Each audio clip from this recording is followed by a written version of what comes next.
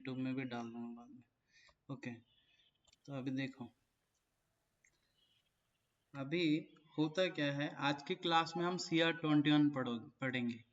अभी तुम बोलोगे सर इतने सारी चीजें हैं जो हाई ग्रेविटी रखती है एग्जाम के लिए, और आप CR21 क्यों पढ़ा रहे हैं? क्योंकि आप अगर CR21 के बारे में नहीं जानते हो और बाकी चैप्टर्स पढ़ते हो तो आप बहुत सारी चीजें मिस कर दोगे। मतलब ऐसे ही पढ़ते रहोगे, कहीं ना कहीं रट्टा मारते रहोगे। जैसे कि मैं आपको एक चीज बता रहा हूँ, आप किसके ऊपर काम कर रहे हो? देखो, इसको इंटरैक्टिव बनाओ, मैं जैसे क्वेश्चन पूछूं वैसे आंसर दो। आप किसके ऊपर काम कर रहे हो? एक ऐसा मशीन के ऊपर जो फ्लाई कर रहा है ना? अभी उसके ऊपर बहुत सारा एक लागू होता है और बहुत सारा रूल्स लागू होता है। ये 1934 का एक्ट पढ़ना है और 1937 का रूल्स पढ़ना है, जनरली ए में वाले को। ठीक है, तो मुझे एक चीज बताओ, आप जिसके ऊपर काम कर रहे हो सबसे पहले वो बनता कहाँ पे है? वो रिक्वायरमेंट आपको पढ़ना है कि सबसे बाद वो जाके यूज होता है कहाँ पे, वो रिक्वायरमेंट आपको पढ़ना है? Hello, yes sir. सुनाई दे रहा है ना? अभी यस सर। एयरक्राफ्ट एक जगह क्या हुआ, डिजाइन हुआ, है ना? उसको एक जन ने खरीदा। कौन खरीदा? ऑपरेटर ने। और वो ऑपरेटर ऑपरेटर। किसके पास लेके आया? एएमओ के पास, केमो के पास लेके आया। ठीक है, उसके बाद जो जो स्टेजेस है वो भूल जाओ। मेरे को एक बात बताओ, आप अगर ये स्टेज में जो रिक्वायरमेंट एप्लीकेबल होते हैं सेक्शन 2 का, इसी को ही पढ़ने की कोशिश कर रहे हो, इसी में से ही ज्यादा क्वेश्चन आएगा, मैं भी मानता हूँ, इसको ही पढ़ के जा रहे हो, तो आप कहीं ना कहीं गलत हो। क्यों? क्योंकि मैं तुम्हें एक छोटा सा याद दिलाना चाहता हूँ। आप कभी भी टाइप सर्टिफिकेट पढ़ रहे हो तो आपको बहुत कुछ कंफ्यूज हो रहा होगा, है ना? क्या आप कभी भी बोल रहा होगा टीसी होल्डर, है ना, या एसटीसी होल्डर, ऐसे चीजें आपको बहुत कंफ्यूज कर रहा होगा। जैसे आरटीसी होल्डर, हाँ कि नहीं? जैसे I T S O A approval holder, authorisation holder, ऐसी चीजें आपको कंफ्यूज कर रहा होगा। लेकिन मैं एक बात बता दूं, ये बहुत आसान है। और ये चीजें आती कहाँ से? सेक्शन 2 से आती है। मैं पूछ रहा हूँ, आती है क्या सेक्शन 2 से? Hello, no sir. सेक्शन 2 से नहीं आती, ये आती है सेक्शन 6 से। सेक्शन 6 से क्यों आती है?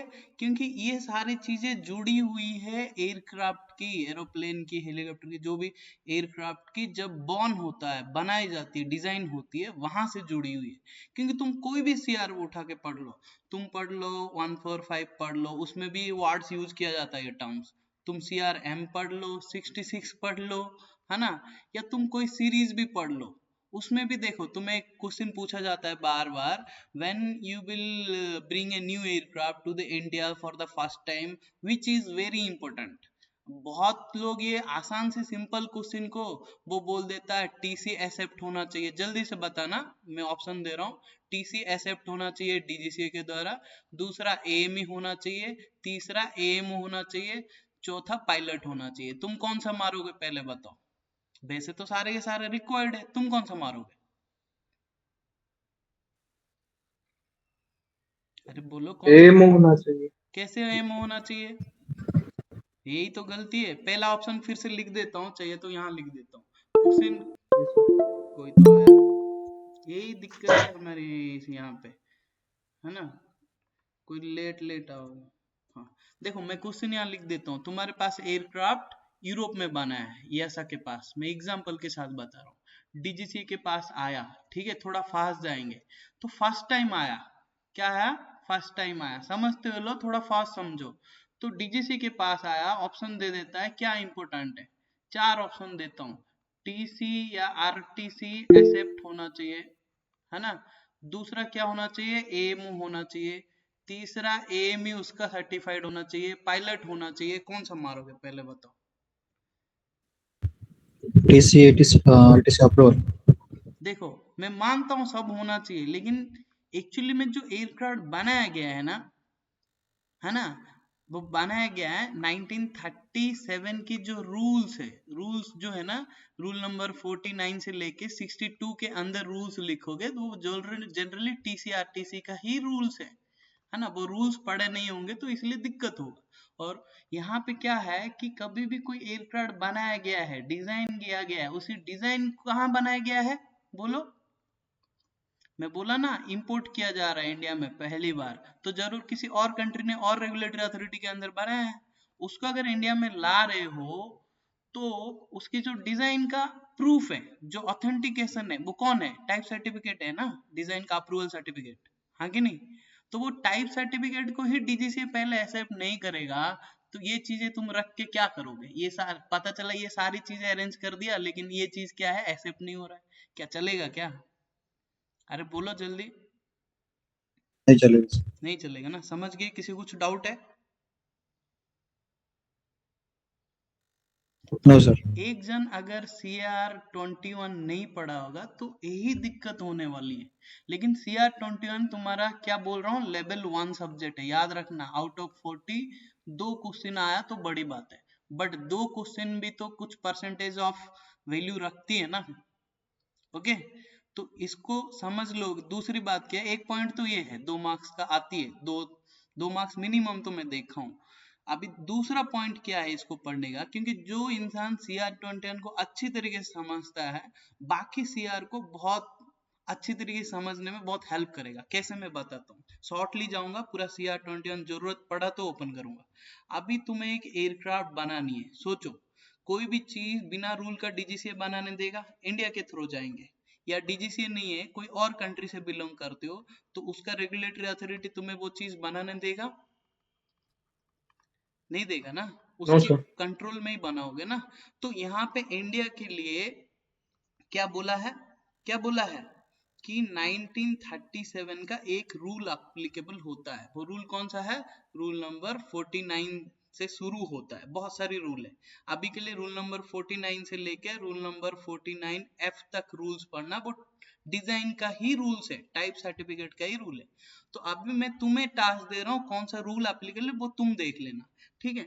तो अभी डीजीसीए ने बोला किसको, एक पर्सन को, कि तू एक ऐसे ऑर्गेनाइजेशन बनाएगा और तू क्या करेगा, क्या करेगा, इस एयरक्राफ्ट को डिजाइन करेगा, तभी वो एयरक्राफ्ट को बेच पाएगा किसके पास, मार्केट में, ऑपरेटर और ओनर्स को। तभी बेच पाएगा जब मैं तेरे को क्या करूंगा, क्या करूंगा, मैं तेरी जो इस डिजाइन को क्या करूंगा, अप्रूव अप्रूव करूंगा। करेंगे। अप्रूव किया है करूंगा। बोल के प्रूफ कौन है?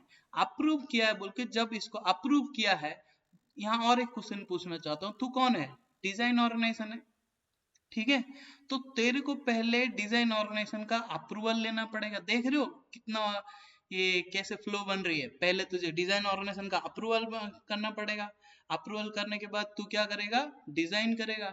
डिजाइन करने के बाद डीजीसीए तीसरी फेज में तेरी डिजाइन को क्या कर रहा है, अप्रूव कर रहा है। समझ में आया? तो जी जो अप्रूव करेगा ना तुम्हारी डिजाइन को, तो तुम्हारी डिजाइन ऑर्गेनाइजेशन को उसको दिया जाएगा, तुम्हारी एक पर्टिकुलर टाइप का डिजाइन होगा ना, कि तू कुछ भी डिजाइन करेगा। तू एक एरोप्लेन डिजाइन किया, उसमें टर्बो प्रॉप इंजन लगा हुआ है, तो तेरा जो डिजाइन है, तेरे जो बनाएगा एयरक्राफ्ट, तो अभी सिर्फ turbo prop fixed wing aircraft यही डिजाइन करेगा। तो होता तू एक एरोप्लेन डिजाइन करता, उसमें टर्बो जेट होता, तो ये पर्टिकुलर टाइप का होता है। तो यहाँ पे टाइप वर्ड यूज किया जाता है। तो पर्टिकुलर टाइप का क्या है, डिजाइन है ना, ठीक है? पर्टिकुलर टाइप का डिजाइन को अप्रूव करेगा। अप्रूव करके क्या देगा, क्या देगा, सर्टिफिकेट देगा ना। तो अप्रूव करके सर्टिफिकेट देगा। तो यहाँ पे इसको शॉर्टली क्या बता दिया, टाइप सर्टिफिकेट। टाइप सर्टिफिकेट मतलब कुछ नहीं है, आपने अगर डीजीसीए की रिक्वायरमेंट को फॉलो करते हुए तुमने अगर डिजाइन किए हो, डीजीसीए की रिक्वायरमेंट को कंप्लायंस कर रहे हो और डीजीसीए ने अप्रूव किया है तुम्हारी उस डिजाइन को, तो उसको क्या बोला जाएगा, क्या बोला जाएगा,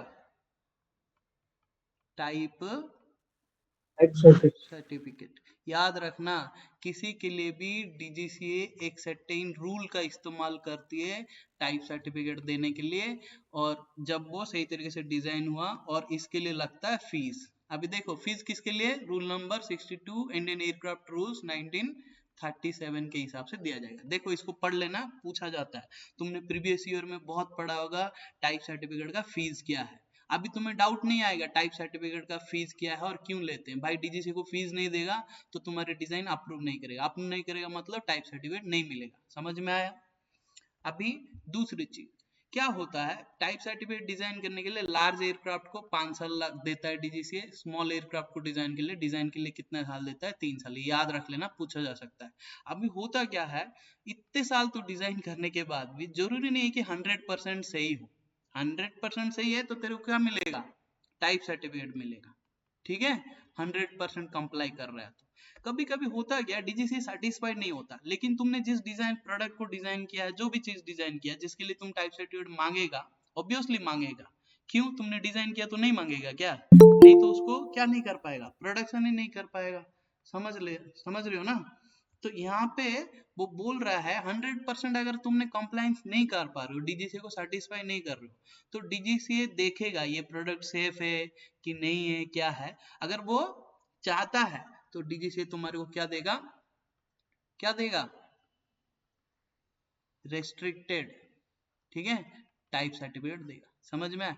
इन दोनों में कोई डिफरेंस नहीं है। बहुत सारा टाइम हम टीसी और आरटीसी वर्ड यूज करते हैं। आरटीसी क्यों लगाया, मान लो तुमने डिजाइन किया था कोई चीज को 100 के लिए, ठीक है, 100 यूनिट के लिए, लेकिन वो प्रोडक्ट को डीजीसी बोल रहा है नहीं नहीं तुम 95 यूनिट में ही चलाओ उसको।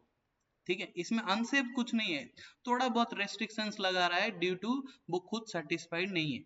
समझ में आया। हेलो, जहां समझ नहीं पाया वहां पूछ लिया करो, ओके ना।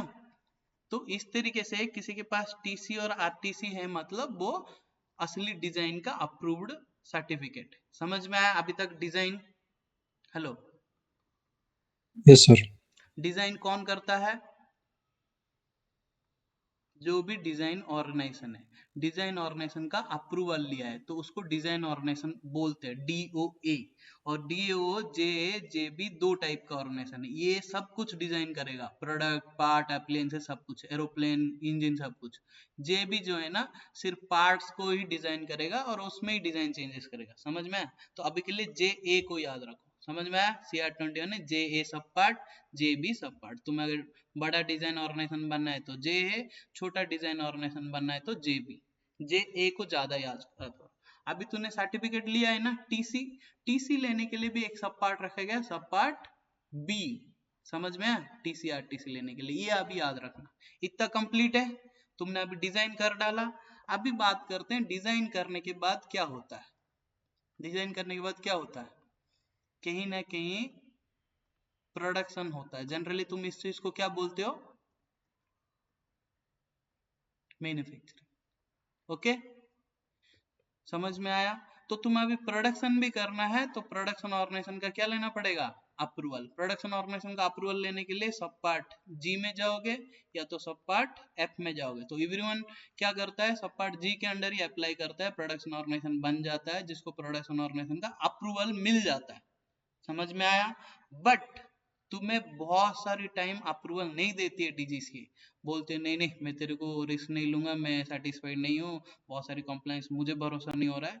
तो वो क्या करेगा, ठीक है तूने इतनी सारी जुगाड़ किया है तो मैं क्या लूंगा, लेटर ऑफ एग्रीमेंट। देखो ये क्वेश्चन डीजीसी में पूछा गया है, कई बार सब पार्ट एफ के अनुसार जो प्रोडक्शन ऑर्गेनाइजेशन बनते हैं उनको अप्रूवल नहीं मिलता है, क्या मिलता है, लेटर ऑफ एग्रीमेंट मिलता है। जो सब पार्ट जी के अंडर बनते हैं क्या मिलता है, अप्रूवल सर्टिफिकेट। क्लियर है। तो ये लोग तुम्हारी एयरक्राफ्ट को पार्ट को जो भी है ये क्या कर देंगे, प्रोडक्शन कर देंगे। समझ में आया। तो यहाँ पे क्वेश्चन होता है, जो डिजाइन ऑर्गेनाइजेशन अप्रूव्ड है वही प्रोडक्शन करेगा क्या, ऑब्वियसली वही प्रोडक्शन ऑर्गेनाइजेशन का अप्रूवल लेगा और प्रोडक्शन करेगा। नहीं तो दूसरा ऑप्शन क्या बन सकता है कि वो अपना डिजाइन को किसी इंडिपेंडेंट प्रोडक्शन ऑर्गेनाइजेशन को बेच सकता है, कोऑर्डिनेट करके वहां पे भी प्रोडक्शन हो सकता है। ये दो केसेस होती है। समझ में आया। ये होने के बाद ही तुम्हारा किसके पास आती है, एयरक्राफ्ट ऑपरेटर के पास आती है, यानी मार्केट में। अभी तक क्लियर है तुम्हारा सब कुछ? हेलो, अभी तक कुछ डाउट है? Yes, sir. ओके, तो यहाँ No, पे sir. आ गया सब पार्ट एफ एक प्रोडक्शन ऑर्गेनाइजेशन, सब पार्ट जी एक प्रोडक्शन ऑर्गेनाइजेशन। अभी होता क्या है, तुम्हारी प्रोडक्शन होने के बाद पता चलता है जब एयरक्राफ्ट को क्या करते हो, फ्लाई कराते हो ना, तब पता चलता है एयरक्राफ्ट एनवायरनमेंट में उड़ने के लायक है कि नहीं। उसको बोलते हैं एनवायरनमेंट प्रोटेक्शन रिक्वायरमेंट। ठीक है, ये इसके अनुसार क्या है, हर एक एयरक्राफ्ट में ना तुम एग्जस्ट जो है ना दिया हुआ है, सब पार्ट ए में पढ़ लेना, उसको एग्जस्ट नहीं निकाल सकते हो। ठीक है, पॉइजनस और रिक्वायर्ड क्वांटिटी से ज्यादा। दूसरा नॉइज, ये बात याद रखना, डीजीसी में पूछता है, तुम्हें पूछेगा नॉइज सर्टिफिकेट के लिए एप्लीकेशन कहाँ भरना है, तुम इसको गलत करके आते हो। याद रखना, नॉइज सर्टिफिकेट के लिए एप्लीकेशन सीए फॉर्म 2006-1 ये एप्लीकेशन भरना पड़ता है। क्लियर है? और तुम्हें ये भरने के बाद डीजीसी जो तुम्हें नॉइज सर्टिफिकेट देती है सीए फॉर्म 45 में या 45A में देती है, जो मैं बताना नहीं चाहता हूँ अभी के लिए, ये याद रखो, सीए फॉर्म 45 ही आंसर है। क्लियर है? हेलो,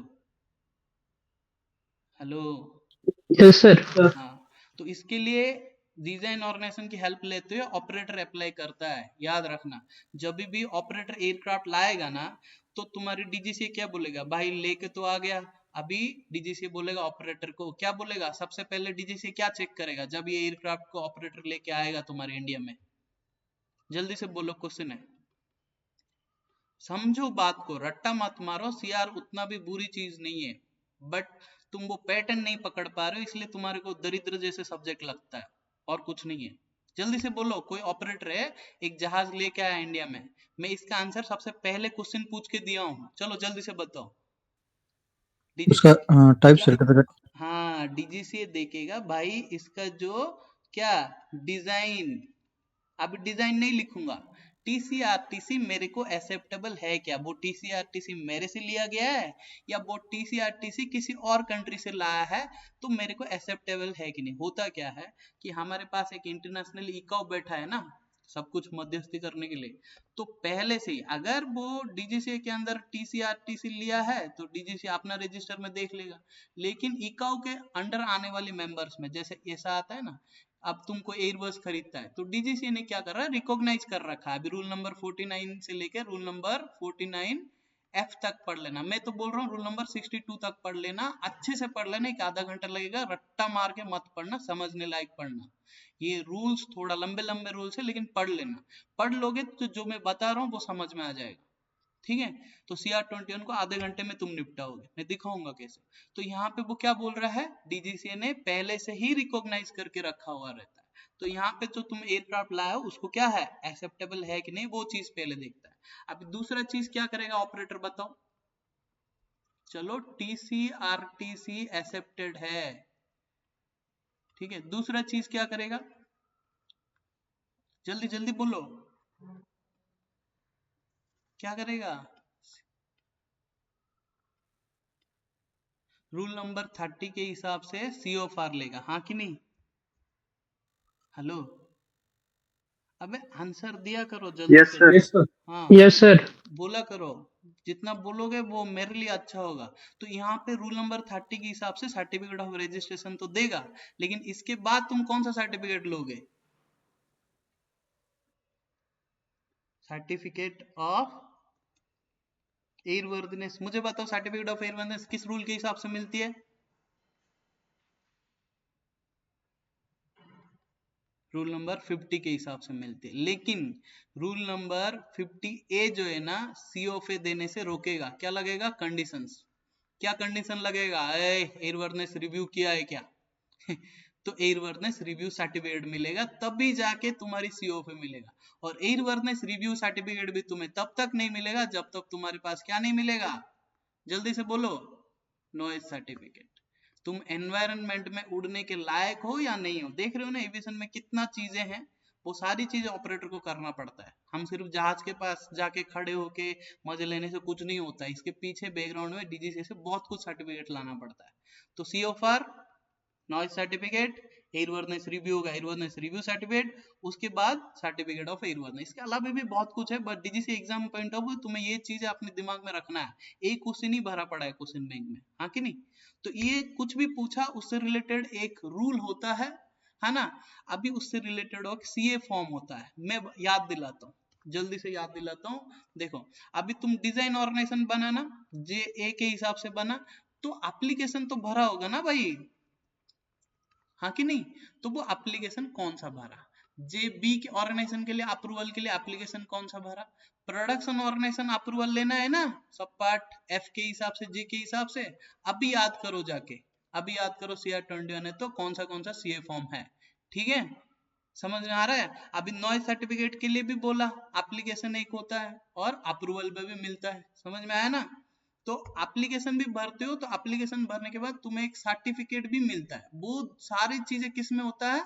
सीए फॉर्म में होता है। क्लियर है? अभी और एक बात मैं बताता हूँ, जब भी तुम प्रोडक्शन कर लिया, मार्केट में नहीं छोड़ सकते हो उस, देखो तुम अभी तुम्हारे वर्कशॉप में या हैंगर में कहीं पे भी जा रहे हो, काम कर रहे हो, तो वहां पे देखना इंजन के ऊपर एक प्लेट लगा हुआ होगा। अब मान लो छोटा सा पार्ट है, उसके ऊपर एनग्रेविंग किया होगा 14379 AXX ऐसे नंबर, उसे क्या बोलते हैं? पार्ट नंबर बोलते हैं, है ना? नंबर प्लेट बोलते हैं। वो सब क्यों दिया गया है? वो भी रिक्वायरमेंट है किसका? डीजीसीए का। किसके लिए? डिजाइन एंड प्रोडक्शन ऑर्गेनाइजेशन के लिए। अप्रोप्रिएट जगह में तुम्हें क्या करने का? ये करने का, आइडेंटिफिकेशन करने का पार्ट्स को, तभी जाके उसको यूज कर सकते हो। अब CR145 पढ़े होंगे तो तुम ये चीज अच्छी तरीके से इंश्योर किए होंगे। एयरक्राफ्ट को जब भी सर्टिफाई करना, एयरक्राफ्ट को जब भी स्टोर में रखना, कुछ भी करना, एयरक्राफ्ट को सर्विस कंपोनेंट सर्विसल है कि नहीं वो तो देखोगे, लेकिन उसमें से एक पॉइंट क्या है कि आइडेंटिफाइड होना चाहिए सब पार्ट, किसके हिसाब से? क्यू ऑफ CR21 के हिसाब से। तो अब ये चीज तुम्हें समझ में आ रहा है? CR21 के हिसाब से क्यों सर्टिफाइड होना चाहिए, वो CR145 में क्यों लिखा है? समझ रहे हो ना? अगर नॉर्मल वाला बंदा होगा तो इस चीज को CR21 के साथ रिलेट ही नहीं कर पाएगा, वो सिर्फ रट्टा मारेगा, आइडेंटिफिकेशन आइडेंटिफिकेशन क्या है। ठीक है, ये चीज याद रखना। तो CR21 का कौन सा सब पार्ट तुमने अभी खत्म कर दिया? सब पार्ट बी, जल्दी से बताओ क्या है? टीसी और आरटीसी है, ठीक है? अभी टीसी और आरटीसी कब मिला? सब पार्ट जे, जे लिख देता हूँ, हिसाब से तुम डिजाइन ऑर्गेनाइजेशन का अप्रूवल लिए, तो डिजाइन ऑर्गेनाइजेशन का अप्रूवल लेने के बाद सब पार्ट बी के हिसाब से तुम्हें टीसी आरटीसी मिलने के बाद तुम क्या बना? प्रोडक्शन ऑर्गेनाइजेशन का सब पार्ट जी के हिसाब से। सब पार्ट एफ को मैं अभी छोड़ रहा हूँ। सब पार्ट जी के हिसाब से प्रोडक्शन करने के बाद तुमने क्या किया? सब पार्ट क्यू के हिसाब से तुम क्या किया? आइडेंटिफाई किया। यही तुम्हारा CR21 है। समझ में आया? क्लियर है? अभी होता क्या है, इसको CR21 में याद रखने का, ये पैटर्न को, और कुछ याद नहीं रखने का। पहले डिजाइन ऑर्गेनाइजेशन, डिजाइन किया तो डिजाइन का सर्टिफिकेट, और उसके बाद प्रोडक्शन ऑर्गेनाइजेशन, उसके बाद सब पार्ट क्यू के हिसाब से आइडेंटिफाई कर लो पार्ट्स को, उसके बाद ऑपरेटर तक बेच लो। लेकिन तुम बोलोगे CR21 में इतना सब पार्ट्स क्यों दिया है? देखो पेज नंबर 69 तक ही पढ़ना है, बहुत फास्ट पढ़ना है CR21 को। अभी उसमें तुम्हें याद रह गया CR21 में क्या क्या पढ़ना है? सीए फॉर्म्स पढ़ना है। पढ़ते टाइम कैसे याद रखना है? जैसे अभी तुमने ये दो सीए फॉर्म पढ़ना है, तो तुम्हें रिलेट करना है, ये एप्लीकेशन बोल रहा है कि अप्रूवल सर्टिफिकेट बोल रहा है। तीसरी चीज, फीस याद रखनी है। क्या याद रखनी है? कोई भी चीज डीजीसीए फ्री में नहीं देती है, जनरली एप्लीकेशन देते टाइम तुम्हें फीस देना है। उसका फीस जनरली 62 में होगा। अगर नहीं है तो CR21 के पीछे उसका फॉर्म का फॉर्मेट दिया है, उसके नीचे भी फीस लिखा हुआ है। ये ट्रिक इस्तेमाल करना, आंसर मिलेगा। अभी तुम बोलोगे CR21 में सर सब पार्ट ए से लेके बी दिया हुआ है, सी दिया है, डी, ई, एफ, एच, आई, जे, के, एल, और क्या दिया हुआ है बताओ? एम, एन, ओ, पी, क्यू, इतना सब पार्ट्स है ना, हाँ कि नहीं? इसमें से सी को हटा दो, नहीं है। इसमें से एल को हटा दो, नहीं है, बाकी है। देखो इसमें मैं और एक बात जोड़ना चाहता हूं कि एयरक्राफ्ट में कुछ टेक्निकल स्टैंडर्ड ऑर्डर एप्लीकेबल होता है। मान लो ये एक ऐसे रिक्वायरमेंट है जो मतलब डिजाइनर नहीं बनाता है, जो मेन जो मान लो आप एक इंजन बनाओगे, उसका जो मेन डिजाइनर है ना, वो सारे पार्ट्स डिजाइन नहीं करता है, बहुत टाइम टेकिंग हो जाएगा, सुबह हो जाएगा। कुछ पार्ट्स वो स्टैंडर्ड यूज करता है, जैसे रेडीमेड में। अभी तुम एक टेलर हो रहे, जितना भी अच्छा टेलर हो, तुम्हारे जो बटन्स है ना, वो तो मैन्युफैक्चरिंग करके मार्केट से किसी से खरीद के लेके आते होगे। आते होंगे कि नहीं बताओ। हेलो हाँ हेलो। सर। Yes sir. तो अभी जो बटन्स है उसको मान लो कि टीएसओ वाला पार्ट है, उसके लिए स्पेशल रिक्वायरमेंट एप्लीकेबल है, कोई भी जहाज में लगभग यूज होगा, वो टीएसओ पार्ट्स है। ठीक है, स्पेशली कुछ एविनिक्स सिस्टम्स है, कुछ मैकेनिकल सिस्टम्स है, कुछ बहुत सारी खास चीजें हैं, वो छोटा छोटा है, उसको आइटम ऑफ इक्विपमेंट भी कई बार हम बोलते हैं। अभी होता क्या है, तुम अगर टीएसओ पार्ट मैन्युफैक्चरिंग कर रहे हो या डिजाइन कर रहे हो, क्या कर रहे हो, टीएसओ पार्ट मैन्युफैक्चरिंग या डिजाइन कर रहे हो, तो तुम्हें एक अप्रूवल लेना पड़ेगा, Indian technical standard order. TSO का फुल फॉर्म याद रखना, इंडियन टीएसओ का ऑथराइजेशन लेना पड़ेगा, समझ रहे हो, इसको शॉर्टली आईटीएसओए बोलते हैं। तो किसी भी एयरक्राफ्ट में आईटीएसओ को पार्ट वही बना पाएगा जो आईटीएसओ का ऑथराइजेशन लिया हुआ है। तो इसके लिए कौन सा सब पार्ट है, सब पार्ट ओ एप्लीकेबल होता है, आईटीएसओ, ओ स्टैंड्स फॉर सब पार्ट ओ। समझ में आया, तो मैं ओ को अभी लिख सकता हूं ITSOA, कैसे याद रखोगे वो बता रहा हूं। क्यों तो तुम्हारा जल्दी से बताओ क्या है, आइडेंटिफिकेशन है, समझ में आया। आइडेंटिफिकेशन। सब पार्ट एफ और सब पार्ट जी क्या है, प्रोडक्शन ऑर्गेनाइजेशन अप्रूवल का प्रोसीजर है। सब पार्ट जे बी किधर गया, जे बी किधर गया, बोलो बोलो, मैं बताने से पहले लिख दो, डिजाइन ऑर्गेनाइजेशन अप्रूवल है, समझ में आया। डिजाइन करने के बाद क्या लेते हो, टीसी लेते हो ना, सब पार्ट बी में टीसी और आरटीसी लिखा है, समझा दिया, टीसी और आरटीसी क्या, सब पार्ट सी नहीं है काट दो, सब पार्ट एल भी नहीं है काट दो। अब बोलोगे सर ये बाकी का क्यों दिया गया है, देखो ये मान लो डिजाइनर ऑर्गेनाइजेशन से प्रोडक्शन ऑर्गेनाइजेशन है, इसको थोड़ा हट के हमारे ऑपरेटर के पास आता है, ऑपरेटर के मान लो एयरवर्क्स है, एयरवर्क्स नहीं लेते हैं, इंडिगो लेते हैं, ठीक है। अब इंडिगो को ले लो, इंडिगो ने मान लो इस डिजाइनर का एक एयरक्राफ्ट को खरीदा हुआ है, ठीक है। अब इस डिजाइनर की, इस जो एयरक्राफ्ट को खरीदा हुआ है, इसकी मान लो डिजाइन में किसी कारण की वजह से चेंज करना पड़ रहा है, ऑब्वियसली चेंज करना पड़ रहा है। वो चेंज कौन कर सकता है, इंडिगो ऑर्गेनाइजेशन खुद कर सकता है, या तो तुम्हारी डिजाइनर कर सकता है, डिजाइनर की इंटेंशन से हो सकता है, इंडिगो की इंटेंशन से हो सकता है। डिजाइनर की इंटेंशन से तभी होती है जब तुम्हारी डिजाइनर का मर्जी हो, कुछ रीजन की वजह से, डेवलपमेंट की वजह से या कोई डेफिशिएंसी की वजह से, जैसे एडी वगैरह आती है ना, उसी की वजह से। अभी वो एडी छोड़ दो, अभी पहले ये समझो डिजाइनर भी कर सकता है चेंज और इंडिगो भी कर सकता है। देखो इंडिगो तो कैपेबल नहीं है डिजाइन ऑर्गेनाइजेशन नहीं के, लेकिन डिजाइन ऑर्गेनाइजेशन का अप्रूवल लेके कर सकता है या डिजाइनर का हेल्प लेके भी कर सकता है। तो इस तरीके से कौन कौन कर सकता है, जो टीसी और आरटीसी, देखो अब मैं बार बार डिजाइनर नहीं बोलूंगा, जो डिजाइनर है टीसी आरटीसी होल्डर बोलते हैं उसे, समझ में आया। हेलो, तो अभी तुम्हारी डिजाइन में क्या करना चाहते हो, क्या करना चाहते हो, चेंजेस करना चाहते हो, मतलब किस में चेंजेस करना चाहते हो, तुम्हारे टीसी आरटीसी में, है ना। कौन करेगा, होल्डर कर सकता है, या तो तुम्हारी डिजाइन में क्या करना चाहते हो, चेंज करना चाहते हो, कौन करेगा। अभी डिजाइनर नहीं कर रहा है, डिजाइनर तो यहां कर लिया ना, तो यहां पे कौन कर रहा है, other then TC RTC holder. ये दो केस समझ में आया, कौन कौन कर सकता है, ये एक केस, ये एक केस। हेलो, होता है डिजाइन में चेंजेस, याद रखना। बहुत सारी तुम्हारी एयरक्राफ्ट जैसे का वैसे नहीं रहती है, बहुत सारी डैमेज हो जाती है, बहुत सारी डिजाइन की डेफिशिएंसी आता है due to many purpose, operator अपने एयरक्राफ्ट को किसी और पर्पस के लिए यूज करेगा, तो वो बहुत सारी चीजें होती है। लेकिन यहाँ पे कौन कौन करेगा बताओ, क्लियर है तो मुझे बताओ, ये क्लियर है या आगे बढ़ू कि नहीं। Yes sir. ओके, तो यहाँ पे जो टीसी आरटीसी होल्डर करेगा, कैसे करेगा, ये करेगा सब पार्ट, डी। देखो डी के हिसाब से, याद रखना, क्योंकि सब पार्ट सी तो मैं बोला है नहीं, नहीं ना, सब पार्ट डी के हिसाब से क्या होगा, चेंजेस बाय टीसी और आरटीसी होल्डर। और सब पार्ट डी के हिसाब से याद रखना, टीसी और आरटीसी में जो भी चेंजेस होता है, बाद में जो डीजीसी चेंज करके देगा वो टीसी या आरटीसी ही देगा, समझ में आया।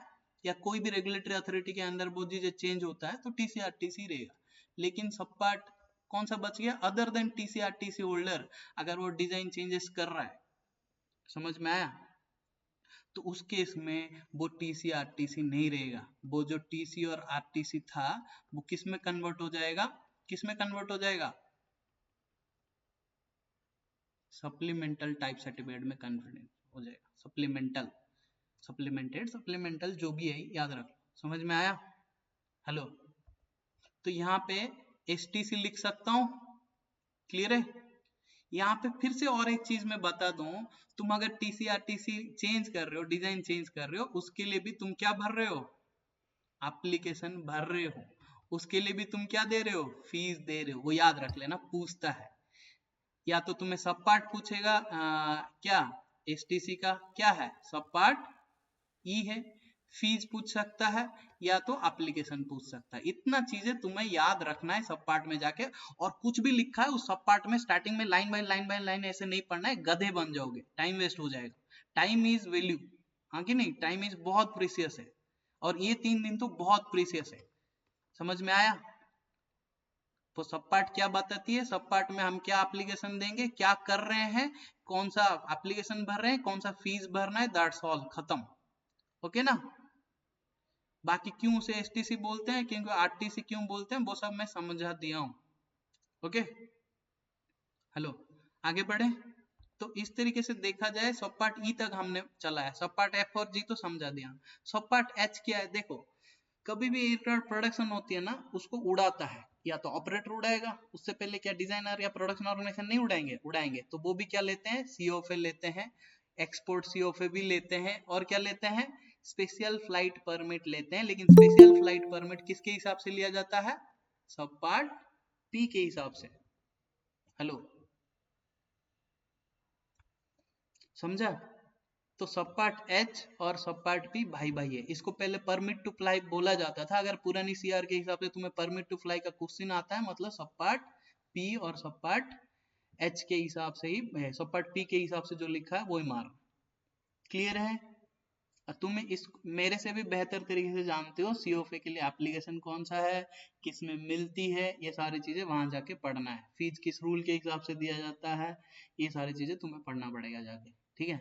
मैं जस्ट तुम्हें समझा रहा हूँ CR21 से तुम कहाँ कहाँ भाग सकते हो, अभी और भगाऊंगा। सब पार्ट आई क्या है बताओ, अभी अभी बोला था, नॉइस सर्टिफिकेट। नॉइज सर्टिफिकेट देते टाइम भी एक एप्लीकेशन होगा, एक फीस होगा, और नॉइज सर्टिफिकेट एक सर्टिफिकेट में मिलेगा। ये सब का सीए फॉर्म तुम्हें याद रखना है, स्टार्टिंग में दिया हुआ है, दिखाऊंगा। अभी बात करते हैं कौन सा सब पार्ट बचा, के एम एन, ये 3 चीज है ना। देखो, तुम्हें एयरक्राफ्ट में सारे के सारे इंजन और एरोप्लेन एयरफ्रेम नहीं होता है, कुछ पार्ट्स भी होता है। उन पार्ट्स के बारे में थोड़ा सा हिंट दे दूं, एयरक्राफ्ट में कितने टाइप का पार्ट्स लगते हैं, तुम बता सकते हो?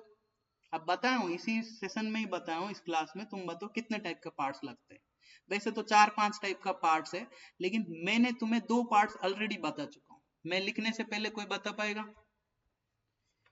देखो, जब तुमने डिजाइन किए हो, तुम डिजाइनर हो, क्या ले रहे हो, टीसी और आरटीसी ले रहे हो ना, तो तुमने एयरक्राफ्ट डिजाइन किया, मतलब क्या किया, तुमने बहुत सारी पार्ट्स भी तो डिजाइन किए होंगे ना।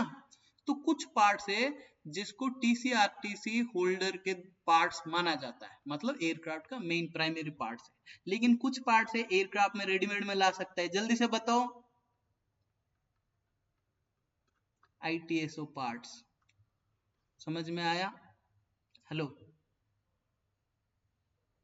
Hello, yes sir. हाँ, तो तुम्हें ये यस सर। चीज CR21 में जाना है, कहाँ जाना है, CR21 में जाके तुम्हारे को कौन सा सब पार्ट बोला था मैं, सब पार्ट के में जाना है। तो ऐसे 5 टाइप का पार्ट दिया गया है, वो 500 टाइप का पार्ट्स को क्या करना है, देख लेनी है। 2 पार्ट्स को मैं बता दिया, बाकी 3 छोटा छोटा पार्ट है। अभी तुम्हारे लिए भी कुछ काम होना चाहिए ना। अभी देखो, अब मैंने इसको, इस सेक्शन को क्या रखा हूँ, राइट साइड वाला डिजाइन ऑर्गेनाइजेशन का सेक्शन 6 है ये, एक्चुअली सेक्शन 6 में CR21 डाउनलोड करते हो, लेकिन तुम्हारा ऑपरेटर का सेक्शन 2 है ना? तो ऑपरेटर की सेक्शन 2 वाले ने, अभी तुम में से कोई है, मान लो एयरक्राफ्ट की डैमेज कर दिया, इतना ऐसा इसे डैमेज कर दिया कि साला पता नहीं चल रहा है कि क्या करोगे, बट डैमेज तो डैमेज है ना, समझ रहे हो कि नहीं? और डैमेज आया तो हमें क्या करना पड़ेगा, अबे बोलो बे, कैसे इंजीनियर बनोगे, रिपेयर करना पड़ेगा, हाँ कि नहीं? मेजर माइनर ये सब छोड़ दो, रिपेयर तो करना पड़ेगा ना। किसको करना पड़ेगा? ऑपरेटर को। ऑपरेटर को। और तुम्हें एक बात बता दूं, डैमेज हुआ, तुम्हें कुछ पता नहीं चल रहा है, मतलब क्या नहीं पता चल रहा है? क्योंकि डैमेज आ गया मतलब एक अननेसेसरी, कोई बता पाएगा? अननेसेसरी क्या हो गया? हमारी डिजाइन में चेंज हो गया। लेकिन तुम्हारे पास डिफेक्ट आया तो डिजाइन में चेंज होता है क्या? नहीं। वो स्मॉल चीज है, डिजाइन में चेंज हुआ, थोड़ा गड़बड़ी abnormalities आ गई, लेकिन डैमेज किए हो मतलब याद रख लेना तुम डिजाइन में चेंजेस कर लिए हो, ठीक है? और वो हमारी कैपेबिलिटी से बाहर है। लेकिन होता क्या है, जब भी डैमेज आता है ना, वो छोटा हो सकता है, वो बड़ा हो सकता है, जैसे मेजर हो सकता है, माइनर हो सकता है। देखो, वो तो बाद में क्लासिफाई करेंगे ना, ये तो क्लासिफिकेशन ना। ये क्लासिफाई पर भी डीजीसी क्वेश्चन पूछता है कि भाई एक डैमेज आया, मेजर है माइनर है, कौन क्लासिफाई करेगा? मैं क्लासिफाई करेगा। मैं कौन हूँ? डीजीसी हूँ। या तो कोई मैंने किसी को अप्रूव किया, डिजाइन ऑर्गेनाइजेशन अप्रूवल होल्डर को, उसको मैंने वो प्रिविलेज दिया तो वो भी क्लासिफाई कर सकता है डैमेज आया है तो। लेकिन हम डैमेज आया तो डायरेक्टली क्लासिफिकेशन में नहीं जाएंगे, हम किसके पास जाएंगे? क्योंकि एयरक्राफ्ट ऑपरेटर के पास है ना। हेलो, तो ऑपरेटर के पास कभी भी डैमेज आता है तो सबसे पहले डिजाइनर ने उसको एक रामबाण इलाज दिया हुआ है। जैसे तुम्हारे को बिच्छू काटता है तो तुरंत तो हॉस्पिटल में नहीं जाओगे ना, प्राइमरी ट्रीटमेंट तो करोगे ना। अरे हाँ कि नहीं? अब बताओ, बिच्छू काटा तो कौन सा मेडिसिन लगाते हैं? छोड़ो वो छोड़ो, अब पहले बताओ प्राइमरी ट्रीटमेंट तो करोगे कि नहीं? हेलो यस भाई, सर। उस प्राइमरी ट्रीटमेंट के बाद भी इंसान सीरियस है तो फिर मेरे पास आओ, है ना? अरे यस इंटरेक्ट सर। फटाफट है। तो अभी होता क्या है कि तुम्हारे को डैमेज आया तो जनरली क्या करना पड़ता है? बोलो। Repair repair. या रिपेयर करना पड़ता है। मतलब डिजाइन चेंज करना पड़ता है। तो यहाँ पे डैमेज आया तो तुम्हारे एयरक्राफ्ट खरीदते टाइम तुम्हारे को एयरक्राफ्ट रामबाण इलाज दिया होगा, कौन? डिजाइनर के द्वारा बोल दिया होगा, साले मेरे को बार बार परेशान नहीं करने का। अगर डैमेज आया तो एसआरएम के अंदर खोल के देख, ये बोल्ट टूट गया, ठीक है, डैमेज हो गया, वो उसको रिप्लेस कर दे, या तो ये ऐसे ऐसे हो गया, उसको वेल्डिंग कर दे, ऐसे जो भी चीजें हैं वो एसआरएम में लिखा गया है। तो उस डैमेज की डॉट डॉट कर दोगे तुम, क्या देख के? एसआरएम देख के। लेकिन तुम्हें कुछ समझ में नहीं आ रहा है ना, डैमेज को अंडरस्टैंड ही नहीं कर पा रहे हो, और एसआरएम के अंदर उसका सोल्यूशन भी नहीं लिखा है। देन तुम डीजीसी के पास या डिजाइन ऑर्गेनाइजेशन के पास जाओगे, बोलोगे क्लासिफाई करो इस डैमेज को। अब ये क्वेश्चन पूछने वाला हूं, जल्दी से याद रखो। अभी क्लासिफाई करो बोलोगे, क्लासिफाई होने के बाद मेजर या माइनर, फिर उस पॉइंट ऑफ व्यू से तुम्हारी जो डिजाइनर है, वो डिजाइनर उस डैमेज का क्या करेगा? डिजाइन डाटा तैयार करेगा। उस डाटा को अप्रूव कौन करेगा? डीजीसी करेगा। और अप्रूव होने के बाद अगर माइनर है तो तुम्हारे ऑपरेटर का मेंटेनेंस ऑर्गेनाइजेशन खुद इंप्लीमेंट कर देता है, अगर मेजर है डिजाइनर और मेंटेनेंस ऑर्गेनाइजेशन मिलके उस रिपेयर को इंप्लीमेंट करते हैं। क्लियर? ओके, थोड़ा फास्ट जा रहा हूं क्योंकि एग्जाम पास में ही है, ऐसे ही पढ़ाई होती है, वही दिखाने के लिए मैं क्लास लिया और कुछ नहीं है। क्लियर है ना? लेकिन अब ये मैं क्वेश्चन पूछने वाला हूँ, वो क्वेश्चन के लिए सतर्क रहो। अब ये रिपेयर कहाँ पे हो रहा है, किसके एयरक्राफ्ट में होता है? ऑपरेटर, है ना? ऑपरेटर जो भी समझ में नहीं आ रहा था, ये जो रिपेयर वगैरह के लिए CR21 में एक रखा गया है। क्या रखा गया? सब पार्ट एम, ठीक है, एक पेज का है, बस उसको पढ़ लेना, ठीक है? रिपेयर मेजर है माइनर है, किसको बोलेंगे क्या बोलेंगे, वो दो चार लाइन लिखा हो और कुछ नहीं। क्लियर है? Hello, sub part N not available, not applicable है, काट दो इसको, ठीक है? तो ऑपरेटर इसका रेफरेंस तो लेगा, CR21 का सब पार्ट एम का, है ना? लेकिन मुझे अभी एक चीज बताओ, क्या बताओगे? ऑपरेटर अभी रिपेयर करेगा ना, डिजाइनर का हेल्प लेते हुए क्लासिफाई करेगा, डिजाइन डाटा प्रिपेयर होगा, डीजीसी उस डिजाइन डाटा को अप्रूव भी करेगा, अभी इंप्लीमेंट भी करेगा। ये सारे के सारे प्रोसीजर्स कहाँ लिखा हुआ है, कौन सा डॉक्यूमेंट में? चलो मैं आंसर बता देता हूँ, एएसी आधा, तुम बाकी बताओ, जल्दी से बताओ।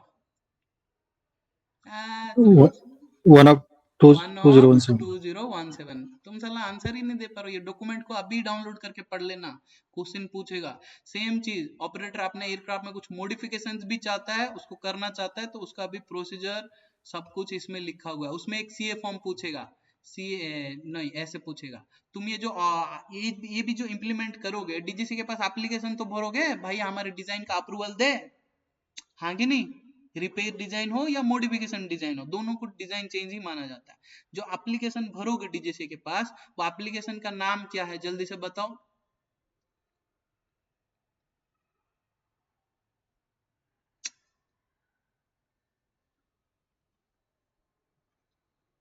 ये सीए फॉर्म याद रखा है? क्वेश्चन पूछेगा फॉर्म 2CA-MR होगा या CA-2-MR होगा, पढ़ लेना, ठीक है। क्लियर है ना। तो अभी जाते हैं, जल्दी से क्विकली देख लो इसको। सारे सब पार्ट्स याद रह गया। सब पार्ट है जनरल है, जनरल है मतलब सब इंट्रोडक्टरी चीजें लिखा गया है, सब जनरल है। कोई भी यूरोपियन सीआर पढ़ लो, ये सब ऐसा पार्ट 21 से लिया गया है, तो सब में सब पार्ट है जनरल है लगभग। अभी जल्दी से याद रहेगा। कोई भी सब पार्ट पूछूंगा मुझे पता होना चाहिए। और कोई सब पार्ट बचा है, देखो मैं तुम्हें कैसे याद दिलाता हूँ। सब पार्ट कौन सा याद रखना है? जेबी सबसे पहले CR-21 में पढ़ना है। कौन सा है जल्दी से बताओ क्या है। माइक अनम्यूट करो रे, फटाफट बोलो चलो। Design organisation approval. डिजाइन करने के बाद क्या करोगे? प्रोडक्शन। जल्दी से सब पार्ट बताओ चलो। एफ और जी। जी और एफ बताओ। जीएफ होता है ना, जीएफ याद रखो, क्योंकि तुम स्टार्टिंग में सब पार्ट जी के हिसाब से ही अप्लाई करते हो, लेकिन बाद में तुम्हारे को नहीं देता है अप्रूवल, तो लेटर ऑफ एग्रीमेंट देता है, बोलता है एक साल के लिए चला बोलता है। और एक बात याद रखना, बहुत बढ़िया चीज है, वो पूछता है डिजाइन ऑर्गेनाइजेशन का अप्रूवल दे दिया, कितने साल के लिए वैलिड है ना, वो साल भी पूछता है, ठीक है। सीए फॉर्म हो गया, एप्लीकेशन हो गया, फीस हो गया, कितने साल के लिए वैलिड हो गया, और सबसे इंपॉर्टेंट चीज फीस, सब पार्ट्स याद रख लेना। पता चला इतना सारे चीजें पढ़ के गया, सब पार्ट्स याद नहीं रखा। क्लियर है ना। लेट आते हैं रे लोग। चलो कौन है रे। Okay clear. अभी इसको क्लियर करते हैं। तो इतने में CR-21 हो जाता है। JA-JB हो गया, सब पार्ट F और G हो गया, है ना। उसके बाद क्या आता है जल्दी से बोलो। सब पार्ट क्यू बोला था, आइडेंटिफिकेशन। कुछ पार्ट्स के लिए सब पार्ट ओ भी आएगा, ITSOA, है ना। उसके बाद और क्या है? सब पार्ट H COFA, सब पार्ट I नॉइज सर्टिफिकेट है, हाँ कि नहीं। और कुछ जल्द के क्या है? पार्ट्स एंड अप्लायंसेस है, बोला था ना। सब पार्ट M क्या है? रिपेयर है, है ना। तो इस तरीके से ये जो है सेकेंडरी चीज है। प्राइमरी तो तुम्हें याद रखना पड़ेगा। चलो सब पार्ट प्रोडक्शन ऑर्गेनाइजेशन कब प्रोडक्शन करेगा? जब सब पार्ट बी के हिसाब से TC RTC लोगे, है ना। चेंजेस करने के लिए सब पार्ट डी के इस्तेमाल करोगे, सब पार्ट ई के इस्तेमाल, मतलब BD ही तुम्हें यूं याद रहना चाहिए।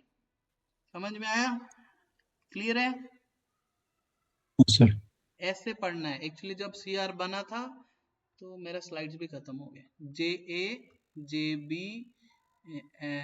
GF सब पार्ट BDE, उसके बाद सब पार्ट O, सब पार्ट Q, इतने में खत्म हो जाना चाहिए। बाकी की जो सेकेंडरी पार्ट है वो है सब पार्ट K, सब पार्ट M, सही लिख रहा हूँ ना, सब part P special flight permit, और कुछ बच गया तो छोड़ दो।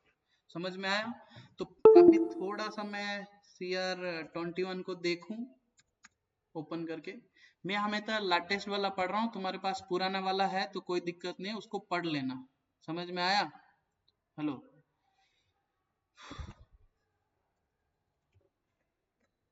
अभी देखो इसको, CR-21 पढ़ोगे तो ये जो सी सब पार्ट्स है दिख रहा है तुम्हें। हेलो, ये सब पार्ट्स को याद रख लेना, ये पहले लिख लेना, सब पार्ट्स को याद रखना है। दूसरी चीज, इसको आधे घंटे में ही रिवाइज करना है, ज्यादा टाइम नहीं देना है। उसके बाद देखना यहाँ पे तुम जब आओगे ना, थोड़ा सा नीचे यहाँ स्टार्टिंग में देखो CA फॉर्म दिया है। मैं सजेस्ट नहीं करूंगा कि स्टार्टिंग की CA फॉर्म्स को स्टार्ट में याद रखने की कोशिश करो, मैं सजेस्ट ही नहीं करता हूँ। क्यों? मैं चाहता हूँ तुम अंदर जाओ। यहाँ पे CA फॉर्म्स यहाँ से स्टार्ट होता है, देख रहा है। हेलो, CA फॉर्म्स एक्चुअली वो लिंक बना के दिया हुआ है इस बार के जो सीए फॉर्म रिलीज हुआ है सीआर, यहाँ पे देखो सीए फॉर्म्स दिया हुआ है, देख लो, दिख रहा है यहाँ से, दिख रहा है क्या?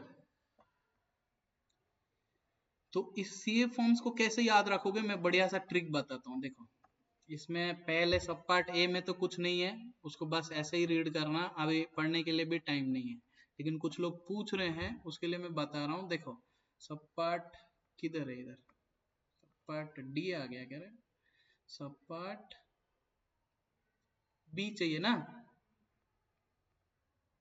Okay B. बी क्या है पता चला ना, टीसी और आरटीसी का पूरा रिक्वायरमेंट लिखा गया है, कैसे लोगे। टीसी और आरटीसी कौन लेता है, जिसके पास भी डिजाइन ऑर्गेनाइजेशन का अप्रूवल है।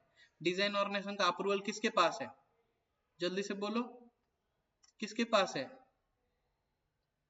सब पार्ट जे organisation, okay hello, sub part जे ऑर्गेनाइजेशन का डिजाइन ऑर्गेनाइजेशन लोगे तभी जाके तुम एलिजिबल होते हो टीसी अप्लाई करने के लिए। देखो टीसी आरटीसी के लिए एप्लीकेशन किस में देते हो, जल्दी से बोलो, सीए फॉर्म 30 में। फीस किसके हिसाब से दोगे, रूल नंबर 62 के हिसाब से तुम फीस दोगे, क्लियर है? ओके देखो अभी मैं तुम्हें एक ट्रिक बताता हूँ, अगर तुमने इसको सीए फॉर्म्स 30 के हिसाब से दिया है ना, 31, 32, 33 ये याद रखना पड़ेगा।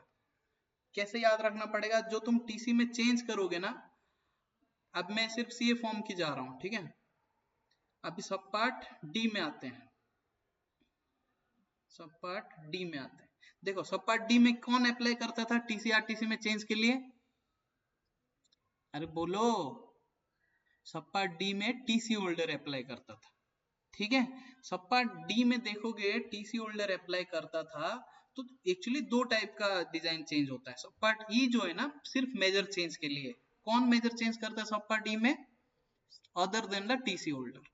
लेकिन सब पार्ट डी में ऐसे रखा गया है कि वो मेजर चेंज कौन करेगा, टीसी होल्डर ही करेगा, और माइनर टीसी होल्डर हो या अदर देन टीसी होल्डर हो, दोनों कर सकते हैं। मैं यहाँ पे लिख देता हूँ, देखो टीसी या आरटीसी में कौन सा टाइप का दो चेंज हो सकता है, मेजर हो सकता है या माइनर हो सकता है, क्लियर है?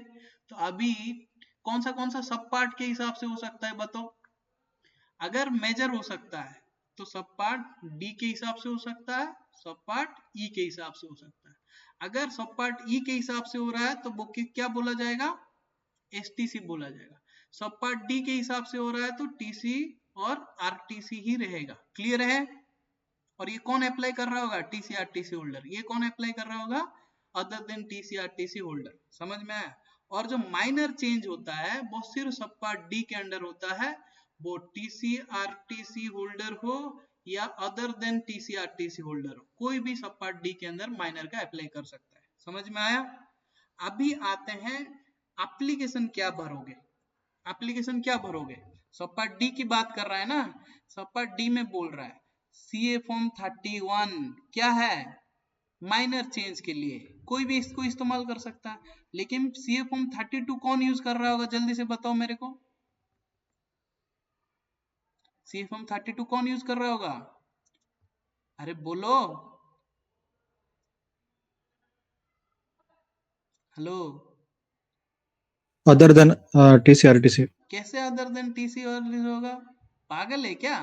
सब पार्ट डी बोल रहा ना, ये कौन सा सब पार्ट है, देख अच्छे से, सब पार्ट डी में कौन आता है, टीसी आरटीसी होल्डर आता था ना, हाँ कि नहीं? टीसी आरटीसी होल्डर ही सब पार्ट डी के अंडर करता है। सब पार्ट डी के अंदर अगर माइनर होता तो वो माइनर तो मैं येलो कर दिया ना, अभी किसको रखा हूं, मेजर रखा हूं ना। तो सब पार्ट डी के अंदर जो मेजर हो रहा है तो वो कौन यूज करेगा, टीसी आरटीसी होल्डर ही यूज करेगा। चलो इसको और क्लियर करते हैं, सब पार्ट ई में आ जाओ। सब पार्ट ई में, ई किधर गया, सब पार्ट ई में देखो, सब पार्ट ई में क्या बोला है, कौन अप्लाई कर रहा है, कौन अप्लाई कर रहा है, other than TCRTC holder, other than TCRTC holder कौन यूज, क्या यूज कर रहा है, देखो सीए फॉर्म 33 यूज कर रहा है ना, तो 32 कौन यूज करेगा, जो भी मेजर वाला एप्लीकेशन होगा कौन यूज करेगा, टीसी होल्डर है ना, सब पार्ट डी के अनुसार। ऐसे तुम्हें याद रखना है सीए फॉर्म्स, ये हो गया खत्म। अभी तुम अगर डिजाइन ऑर्गेनाइजेशन के पास जाओगे तो डिजाइन ऑर्गेनाइजेशन कौन सा है? सब पार्ट जी बोला था ना मैं तुमको पहले। तो वो क्या कर रहा था? एप्लीकेशन भर रहा था ना। कौन सा है एप्लीकेशन? अरे बोलो। 50. 50 है। अब मैं पूछूंगा सब पार्ट एफ के अंडर अप्लाई कर रहे हो तो कौन सा एप्लीकेशन है?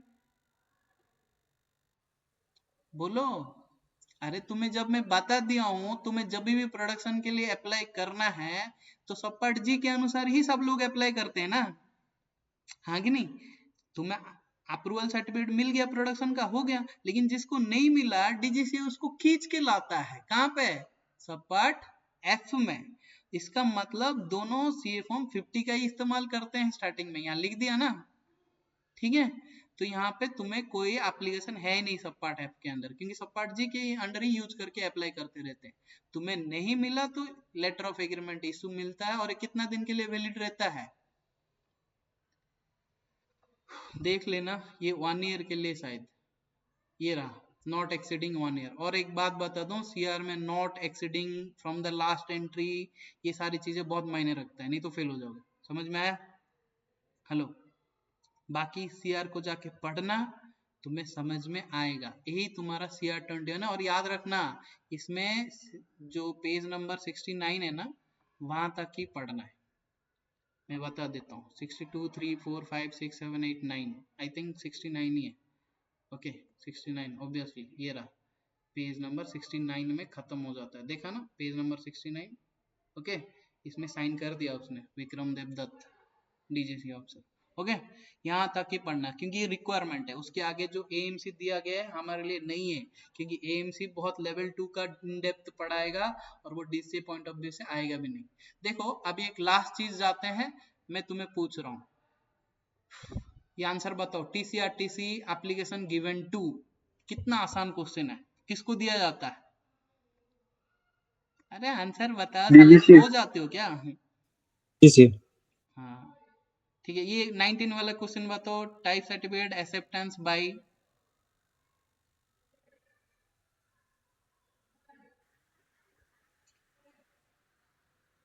देखो ये क्वेश्चन किसी ने उठा लिया है बाहर का, कुछ नहीं है इसमें। याद रखना, टाइप एक्सेप्टेंस बोला है, टीसी नहीं बोला है। टाइप एक्सेप्टेंस मतलब कौन अप्लाई कर रहा है? कौन अप्लाई कर रहा है? कोई ऑपरेटर अप्लाई कर रहा है खुद का टाइप सर्टिफिकेट एक्सेप्ट करने के लिए डीजीसी के द्वारा। समझ रहे हो? तो कोई ऑपरेटर अप्लाई कर रहा होगा, किसके थ्रू? किसके थ्रू? ये थर्ड वाला सही होगा, इकाओ के थ्रू। ठीक है, कोई डिजाइन ऑर्गेनाइजेशन भी अप्लाई कर सकता है। जैसे अब मैं तुम्हें एक एग्जांपल दे सकता हूँ। जैसे अभी कोई ऐसा रेगुलेटरी अथॉरिटी है, ओके, अभी डीजीसी है, अभी इसका कोई एयरक्राफ्ट है, ठीक है, इसका एयरक्राफ्ट का डिजाइन अभी तक डीजीसी ने अपने लिस्ट में रखा ही नहीं है, तो इंडियन ऑपरेटर उसको खरीदेंगे क्या? नहीं है ना। तो ये क्या करेगा, अपने डिजाइन ऑर्गेनाइजेशन के थ्रू इनके पास भेजेगा। ये डिजाइन डीजीसी तभी एक्सेप्ट करता है जब इकाओ के अंडर आते हैं। ये बहुत बड़ी लंबी स्टोरी है, इसको छोड़ दो, डीजीसी में आया ही नहीं है, बेकार में लिख रखा है। अब ये बताओ, इसमें कुछ दिख रहा है? तुम्हें कुछ दिख रहा है क्या? जल्दी से बताओ, कैसे आसान क्वेश्चन पूछ रहा है। Manufacturing and design organisation approval relate to, ये वाला क्वेश्चन 5th नंबर है ना। अभी CR 21 sir. हाँ, अभी देखो, no components are fitted until it is approval issued under the C R 21 sub part, क्या है? आइडेंटिफिकेशन पूछ रहा है वो कंपोनेंट का। आइडेंटिफिकेशन हो या वो Q. अप्रूवल है कि नहीं सीआर 21 के हिसाब से, वो जो ऑब्वियसली सब पार्ट क्यू है। सब पार्ट एफ तो प्रोडक्शन है, सब पार्ट बी क्या है? सब पार्ट बी टीसी लेने का काम है। अभी देखो, और देखो यहाँ पे टीसी का फीस पूछा है। टीसी का फीस बहुत सारी तुम्हें नहीं मिलेगा, रूल नंबर 62 में लिखा हुआ मिलेगा। अगर कोई टीसी का फीस नहीं मिल रहा है तो तुम्हें अभी टीसी का एप्लीकेशन बोला ना, सी फॉर्म 30 या सी फॉर्म 31, 32, 33 जो चेंजेस हो रहा है टीसी में, वो सीए फॉर्म में जाना, उसके पीछे देखना बोल्ड लेटर में फीस लिखा हुआ है। मेरा सर दर्द कर रहा है वो फीस देख के, लेकिन आता है कई बार। ठीक है, अभी बात करते हैं और एक क्वेश्चन की। इसमें कुछ है क्या सीआर 21 का? देखो, हाँ ये देखो, ये क्वेश्चन देखो अच्छी तरीके से। नॉइज सर्टिफिकेट देख रहे हो? हेलो, ये एक्चुअली तुम्हारी मिलेगा सीआर सेक्शन 2 सीरीज है पार्ट 1 में, बट ऐसा नहीं कि तुम्हें सीआर 21 में नहीं मिलेगा, उसमें भी मिलेगा। लेकिन नॉइज सर्टिफिकेट तो मिला ना, डिजाइन से ही रिलेटेड होता है, CR21 से ही रिलेटेड है। स्टार्ट तो ये क्वेश्चन वहीं से करने का। ठीक है, अभी आते हैं मॉड्यूल 10, ये वाला क्वेश्चन। इसमें देखो दिख रहा है ना ये क्वेश्चन।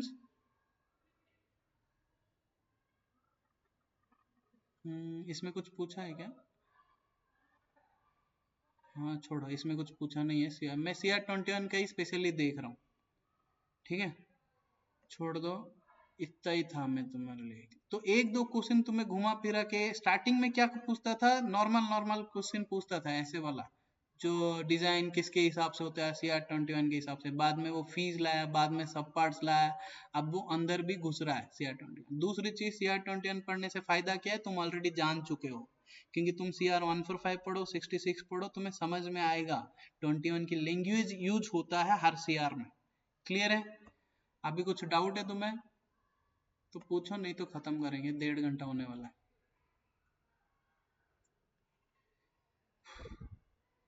हेलो, ठीक है, चलो एंड करते हैं, क्लोज कर दो इसको।